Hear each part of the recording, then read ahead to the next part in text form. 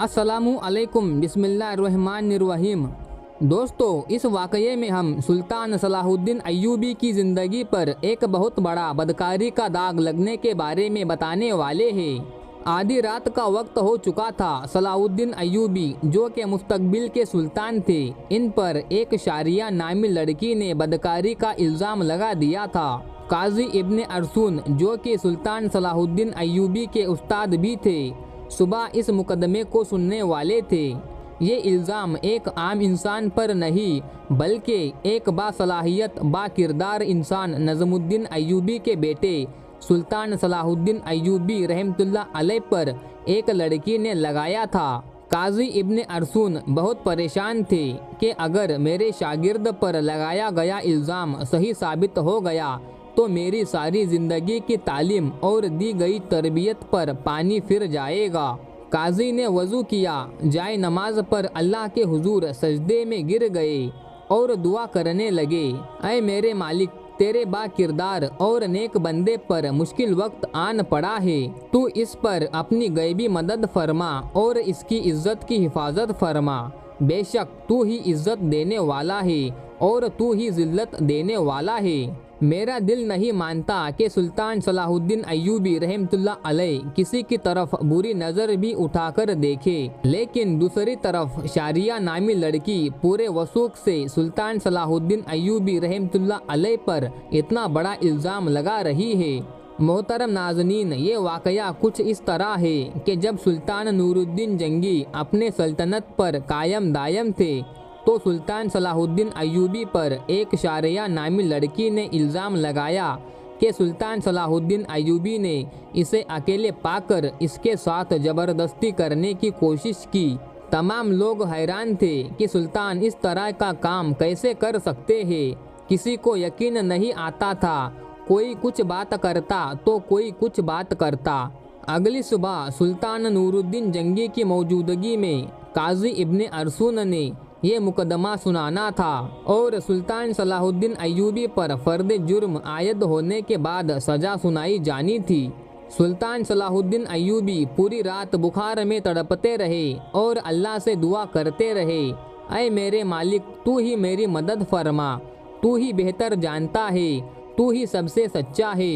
बेशक मेरी मदद करने वाला सिर्फ तू ही है। सुबह का वक्त हुआ तो सुल्तान सलाहुद्दीन अय्यूबी का बुखार बहुत ज़्यादा था। सुल्तान सलाहुद्दीन ने वज़ू किया और नमाज के लिए खड़े हो गए। नमाज ख़त्म करने के बाद अल्लाह के हुजूर सजदे में गिरकर दुआ मांगी और कहा, मेरे मालिक, तू ही मेरी इज़्ज़त रखना। वो दिन नज़ीमुद्दीन अय्यूबी ख़ानदान के लिए बहुत ही अजीब दिन था। लोग बड़ी बेताबी से इस लम्हे का इंतज़ार कर रहे थे कि जब सुल्तान नूरुद्दीन जंगी की मौजूदगी में काजी इब्ने अरसून इस मुकदमे को सुनेंगे और सुल्तान सलाहुद्दीन अय्यूबी के साथ क्या होने वाला है, क्योंकि उस वक्त भी कुछ लोग नूरुद्दीन जंगी के खिलाफ थे जबकि कुछ लोग नूरुद्दीन जंगी के साथ थे। इसलिए लोगों के जहन में मुख्तलिफ सवालात थे। सूरज तुलू हो चुका था। सुल्तान नूरुद्दीन जंगी अपने दरबार में आ चुके थे। इनके बाएं जानिब काजी इब्ने अरसून का तख्त था और नीचे सलाहुद्दीन अय्यूबी हाथ बांधे खड़े थे। थोड़ी देर बाद काजी ने जुर्म पढ़कर सुनाया और फ़र्दे जुर्म पढ़ने के बाद काजी सुल्तान सलाहुद्दीन अय्यूबी से मुखातिब हुए और कहा कि तुम्हें अपनी सफाई में बोलने का पूरा हक है। काजी की बात ख़त्म होते ही सुल्तान सलाहुद्दीन अय्यूबी रहमतुल्लाह अलैह ने काजी से मुखातिब होते हुए कहा, काजी साहब, जिस लड़की को मैंने देखा तक नहीं उसके साथ कुछ बुरा करने के बारे में सोच भी कैसे सकता हूँ। ये सुनते ही काजी साहब ने हुक्म दिया कि शारिया नामी लड़की को हाजिर किया जाए। जब वो लड़की दरबार में हाजिर हुई तो लोगों की हैरत की इम्तिहा ना रही, क्योंकि इस लड़की का सारा जिस्म ढपा हुआ था और सिर्फ आंखें, वो भी बड़ी मुश्किल से दिखाई दे रही थी। सलाहुद्दीन अय्यूबी रहमतुल्लाह अलैह समझ नहीं पा रहे थे कि जिस लड़की को मैंने देखा तक नहीं वो मुझ पर इतना घिनौना इल्ज़ाम क्यों लगा रही है। मुझसे ऐसी कौन सी गलती सरजद हुई कि लड़की ने मुझ पर इतना बड़ा इल्ज़ाम लगा दिया। काजी इब्ने अरसून शारिया नामी लड़की से मुखातिब हुए और पूछा, बताओ सलाहुद्दीन अय्यूबी ने तुम्हारे साथ क्या किया। तो इस लड़की ने कहा कि मैं अपना बयान पहले दे चुकी हूँ, मज़ीद ऐसी बातें करके मैं अपनी इज्जत मज़ीद खार नहीं करवा सकती। बुखार बहुत ज़्यादा होने की वजह से सलाहुद्दीन अय्यूबी का चेहरा जर्द हो रहा था और हाथ काँप रहे थे। जुबान पर लर्जा तारी था। देखकर मजमे को यूँ लग रहा था कि सलाहुद्दीन अय्यूबी बेकसूर नहीं है। सुल्तान नूरुद्दीन जंगी बड़े गौर से ये सारा मंजर देख रहे थे। पूरे दरबार में सन्नाटा छाया हुआ था। लोग बड़े गौर से सलाहुद्दीन अय्यूबी रहमतुल्लाह अलैह और इस लड़की की बातों को सुन रहे थे। सुल्तान सलाहुद्दीन अय्यूबी रहमतुल्लाह अलैह ने लड़की से कहा कि क्या तुम्हें अपने रब से डर नहीं लगता कि तुम एक बेकसूर इंसान पर इतना बड़ा इल्ज़ाम लगा रही हो। लोग समझ रहे थे कि सुल्तान नूरुद्दीन जंगी का भतीजा होने की वजह से सुल्तान अय्यूबी अगर मुजरिम करार भी दिए गए तो सज़ा से बच जाएंगे। सुल्तान सलाहुद्दीन अय्यूबी ने काजी से कहा कि जब हम किसी भी मसले का हल नहीं निकाल पाते तो फिर हम अपने अल्लाह की तरफ रुजू करते हैं। और मैं भी इस लड़की को कहता हूँ कि अगर ये अल्लाह को हाजिर नाजिर जानकर अल्लाह की कसम खाकर ये कह दे कि इसका इल्ज़ाम सच्चा है तो मैं वो भी गुनाह कबूल कर लूँगा जो मुझसे सरजद भी नहीं हुआ। ये सुनते ही वो लड़की सलाहुद्दीन अय्यूबी रहमतुल्लाह अलैह को बगौर देखने लगी। वो सुल्तान सलाहुद्दीन अय्यूबी की हालत समझ चुकी थी। थोड़ी देर बगौर बखूबी देखने के बाद लड़की चीख चीख कर रोने लगी और कहा, मैं तमाम मजमे के सामने अल्लाह को हाजिर व नाजिर जान कर कहती हूँ कि सुल्तान सलाहुद्दीन अय्यूबी रहमतुल्लाह अलैह बिल्कुल बेकसूर है, सारा गुनाह मेरा है। ये सुनकर सारा मजमा हैरान रह गया और इस लड़की के चंद अल्फाज ने मुकदमे को उलट कर दिया।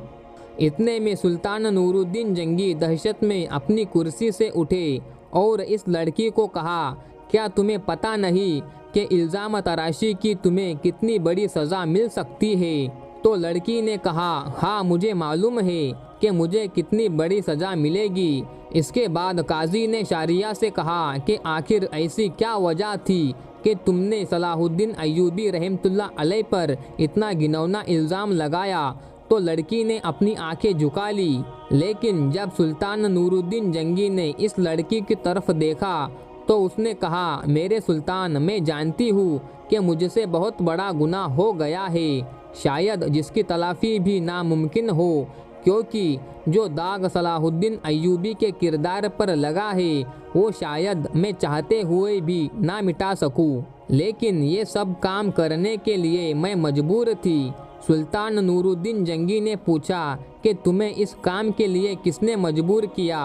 तो शारिया नामी लड़की ने अमीर इब्ने मरकूम की तरफ इशारा करते हुए कहा कि इस आली मर्द आमिर ने मुझे ये सब करने के लिए मजबूर किया। ये सब सुनते ही तमाम दरबारी अमीर इब्ने मरकूम को मलालत और गुस्से की नज़रों से देखने लगे। अमीर इब्ने मरकूम अपनी जगह से उठा और बड़े दबदबे के साथ कहने लगा, ये लड़की झूठी है, झूठ बोल रही है। मैं भी सलाहुद्दीन अय्यूबी की तरह इसको जानता तक नहीं। नूरुद्दीन जंगी ने कहा कि कल मालूम हो जाएगा कि कौन बेगुनाह है और कौन गुनहगार। इसके बाद सुल्तान नूरुद्दीन जंगी ने शारिया नामी लड़की को अपने कमरे में बुलाया और पूछा कि बताओ असल माजरा क्या है। लड़की ने कहा कि एक जंग में मेरे माँ बाप मारे गए थे और मैं इस जालिम अमीर इब्ने मरकूम के हाथ लग गई थी, जो मुझ पर बेइंतहा जुल्म करता था, बेहद तशद्दुद करता था। शाही कनीज की जांच करने के बाद इस लड़की की पीठ पर कोड़ों के निशान भी दिखाई दिए और उधर सुल्तान नूरुद्दीन जंगी के खास जासूसों ने शारिया और अमीर इब्ने मरकूम के बारे में सारी मालूमात इकट्ठी कर ली और इनके आपस के ताल्लुक़ को सुल्तान के सामने बेनकाब कर दिया। ये देखकर सुल्तान ने अगले दिन पूरे मजमे को एक जगह पर इकट्ठा होने की दावत दी। ये दावत इसलिए भी थी कि काजी इब्ने मरकूम की सज़ा लोगों के सामने दिखा सके। तमाम लोग बड़ी दूर से अमीर इब्ने मरकूम की हालत देखने के लिए आए। जब इसको मैदान में लाया गया तो सख्त जंजीरों में जकड़ा हुआ था। लोग इसको मलामत की नज़रों से देख रहे थे। शरीयत के मुताबिक इसे 70 कोड़े मारे गए और इसके बाद सुल्तान नूरुद्दीन जंगी ने इसकी तमाम जायदाद जब्त कर ली। इससे शाही ओहदा भी ले लिया गया और इसकी तमाम जायदाद सुल्तान सलाहुद्दीन अय्यूबी को देने की दावत दी। लेकिन सुल्तान सलाहुद्दीन अय्यूबी रहमतुल्लाह अलैह ने यह कहते हुए ठुकरा दिया कि मैं किसी का माल अपने हिस्से में रख कर गासिब नहीं बनना चाहता। और इस तरह सुल्तान सलाहुद्दीन अय्यूबी रहमतुल्लाह अलैह की अल्लाह ताला ने गैब से मदद फरमाई और इनके वजूद पर लगा ये बदकारी का दाग दूध की तरह धुल गया। बेशक अल्लाह तबारक व ताला अपने बंदों की मदद फरमाता है। जो इंसान गुनाह, बदकारी, ज़िना से बचता है तो अल्लाह ताला उसकी मदद फरमाता है। और जिसका खुला वाक़या कुरान शरीफ में मौजूद है। हज़रत यूसुफ़ अलैहिस्सलाम के हवाले से जब जुलेखा ने हज़रत यूसुफ़ अलैहिस्सलाम पर इल्ज़ाम लगाया, उन्हें बहकाने, उन्हें गुमराह करने की कोशिश की तो दरवाज़े बंद होने के बावजूद अल्लाह की गैबी मदद आई और अल्लाह ने उन्हें सुर्ख रू किया। लेकिन यह शर्त सिर्फ ये है कि इंसान का अपने रब पर भरोसा और अपने ईमान पर पुख्तगी होनी चाहिए, तो अल्लाह की गैबी मदद ज़रूर आती है। अल्लाह तबारक व ताला हम सब को आमाल सालिहा करने की तौफीक अता फरमाए, आमीन। दोस्तों, वीडियो पसंद आई हो तो वीडियो को लाइक करें, शेयर करें और मज़ीद ऐसी ही इस्लामिक वीडियो देखने के लिए चैनल को सब्सक्राइब करना ना भूलें। इंशाअल्लाह मिलते हैं अगली मालूमाती वीडियो के साथ। तब तक के लिए अल्लाह हाफिज़। शुक्रिया।